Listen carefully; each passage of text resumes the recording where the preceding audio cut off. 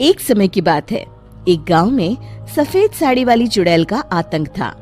चुड़ैल रात भर गांव में घूमती और गांव का जो भी आदमी उसे दिखाई देता उसे वो घायल कर देती। अरे कोई तो बचाओ, मर गया रे।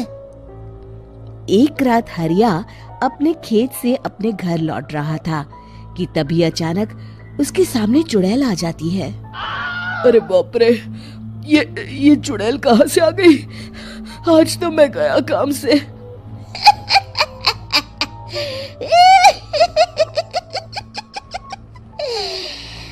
आज मुझे मेरा शिकार मिल गया। अरे चुड़ैल दीदी, मुझे छोड़ दो।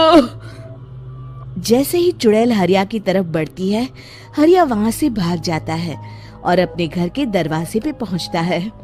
अरे भगवान, जल्दी से दरवाजा खोलो, मेरे पीछे चुड़ैल पड़ी है।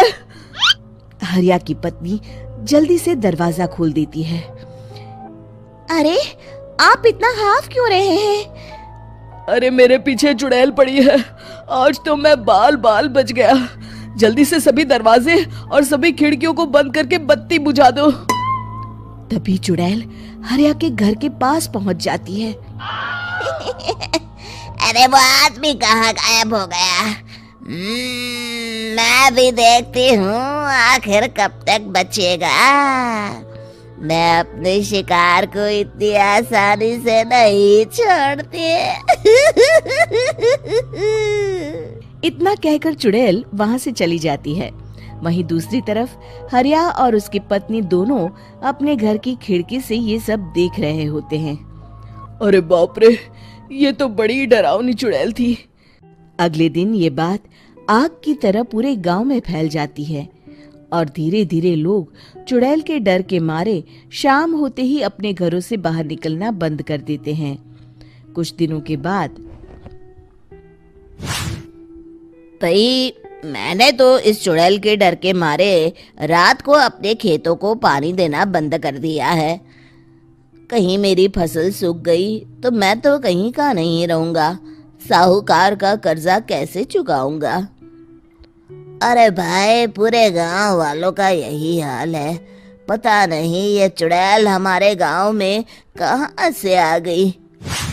फिर एक दिन गांव के पास वाली नदी के किनारे एक बहुत बड़े तांत्रिक के आने की बात कुछ गांव वालों को पता चलती है। वो लोग जाके ये बात गांव के मुखिया को बताते हैं। मुखिया जी, नदी के किनारे एक बहुत ही पहुंचे हुए तांत्रिक बाबा आए हैं। हमें उनसे मदद मांगनी चाहिए। मैंने सुना है वो बड़े बड़े भूतों और चुड़ैलों को अपने वश में कर लेते हैं। मुखिया जी सभी गांव वालों को लेकर उस तांत्रिक के पास पहुंच जाते हैं। ओम फट स्वाहा, ओम फट स्वाहा। तभी तांत्रिक अपनी बंद आंखों को खोलकर कहता है, क्या बात है? तुम सब लोग यहाँ क्यों आए हो? मुखिया जी उस तांत्रिक को सारी बात बता देते हैं। अच्छा, तो ये बात है। और तांत्रिक अपनी आंखों को बंद कर लेता है। मैं देख रहा हूँ तुम्हारे पूर्वजों ने बहुत पाप किए थे, जिससे ये गांव अब श्रापित हो चुका है।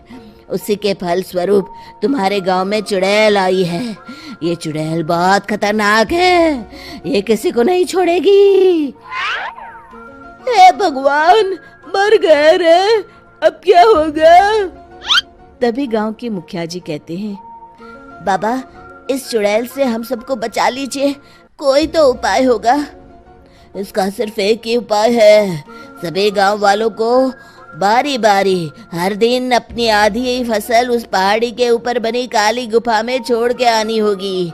तभी उस चुड़ैल की भूख मिटेगी और श्राप का प्रभाव खत्म हो जाएगा और तुम सब जिंदा बच जाओगे। सभी गांव वाले उस तांत्रिक की बात को मान लेते हैं और वहां से चले जाते हैं। फिर अगले दिन से रोज उस गांव के लोग बारी बारी से अपनी आधी फसल उस काली गुफा के पास जाकर रखाते। कुछ दिनों बाद हरिया की बारी आती है। बाप रे, आज तो मेरी बारी है उस काली गुफा में जाने की। क्या करूं, वो तो बड़ी खतरनाक चुड़ैल है। मेरे तो हाथ पैर कांप रहे हैं। फिर हरिया डरते डरते अनाज की बोरियां अपनी बैलगाड़ी में लाद देता है। तभी हरिया की पत्नी उससे कहती है, देखो जी, संभल के जाना और किसी भी हालत में शाम होने से पहले वापस आ जाना। उस चुड़ैल का कोई भरोसा नहीं है जी। हरिया बैलगाड़ी में बैठते हुए कहता है, भगवान, मैं क्या वापस आऊंगा? लगता है अब तो मेरी खबर ही आएगी।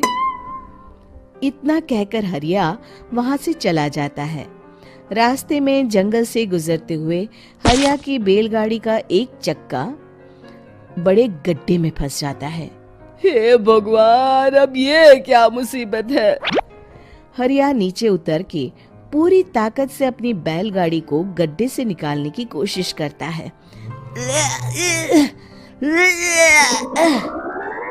बहुत देर मेहनत करने के बाद हरिया की बैलगाड़ी उस गड्ढे से बाहर निकल जाती है। हे भगवान, अब तो शाम होने वाली है। आज तो मैं गया काम से। जैसे तैसे हरिया काली गुफा में पहुंच जाता है। अरे मर गया रे, यहाँ तो चारों तरफ डरावना माहौल है। मैंने यहाँ आने में बहुत देर कर दी, कहीं चुड़ैल नाराज ना हो जाए। हरिया अनाज की बोरियां वहां रख के जैसे ही जाने लगता है, तभी उसे किसी के आने की आवाज सुनाई देती है। हरिया एक कोने में छुपकर अंदर देखने लगता है। चुड़ैल वहां आती है और फिर अपने चेहरे से नकली चुड़ैल का मुखौटा निकाल देती है। हरिया ये देख के हक्का बक्का रह जाता है। तभी चुड़ैल कहती है, भैया यहाँ आना। आज तो बहुत अनाज आया है, इसे मिलाकर अब हमारे पास ढेर सारा अनाज जमा हो गया है। कल ही हम इसे शहर में बेच आएंगे और माला माल हो जाएंगे। तभी अंदर से नदी के किनारे वाला तांत्रिक बाहर आता है। अरे, ये तो तांत्रिक बाबा है। हाँ, अब तो हम दोनों की जिंदगी मजे में कटेगी। गांव वालों को बेवकूफ बनाना इतना भी मुश्किल नहीं था। लोग तो तुम्हें सच में असली चुड़ैल समझते हैं। हाँ, तुमने सही कहा। अब ये गांव वाले चुड़ैल के डर से जिंदगी भर इस काली गुफा में अनाज पहुंचाते रहेंगे। अच्छा, तो ये बात है। ये दोनों पूरे गांव वालों को बेवकूफ बना रहे हैं। अभी जाकर सबको बताता हूँ। हरिया उन दोनों की पूरी बातें सुन लेता है और जल्दी से वापस गांव में आता है। गांव वालों को पूरी बात बता देता है। इससे पहले वो दोनों हमारा अनाज लेकर शहर जाए, हमें उन दोनों को पकड़ना होगा। उधर दूसरी तरफ नकली तांत्रिक और नकली चुड़ैल बनी औरत एक बड़ी गाड़ी में सारा अनाज लाद के वहां से निकलने की तैयारी कर रहे होते हैं। जल्दी करो, इससे पहले हमें कोई देख ले। हमें यहाँ से निकलना होगा। और तभी वो दोनों देखते हैं कि सामने से सभी गांव वाले अपने अपने हाथों में मशाल लेके आ रहे हैं। दोनों बुरी तरह डर जाते हैं। रुक जाओ, तुम दोनों का भांडा फूट चुका है। अरे मर गए रे, ये गांव वाले कहाँ से आ गए? तुमने क्या सोचा इतनी आसानी से यहाँ से निकल जाओगे? ये अनाज हमने अपने खून पसीने से दिन रात खेतों में मेहनत करके उगाया है। दोनों मुखिया जी के पैरों में गिर जाते हैं। हमें माफ कर दीजिए, हम दोनों एक नंबर के कामचोर हैं। बिना मेहनत किए पैसे कमाना चाहते थे। हाँ हाँ, अब हम आगे से मेहनत मजदूरी करके पैसे कमाएंगे। हमें कुछ मत करना, हमें छोड़ दीजिए। इतना कह के दोनों गांव छोड़ के भाग जाते हैं और सभी गांव वाले फिर से खुशी खुशी रहने लगते हैं। शिक्षा, तभी तो कहते हैं कि किसी भी समस्या का समाधान केवल सूझबूझ से ही करना चाहिए और कभी हिम्मत नहीं हारनी चाहिए। दोस्तों, हमें उम्मीद है कि आपको हमारी ये कहानी पसंद आई होगी। कृपया हमारे चैनल को सब्सक्राइब करें और सभी अपडेट्स के लिए बेल आइकन जरूर दबाएं। और हाँ, वीडियो लाइक और शेयर करना मत भूलिएगा। Bye bye.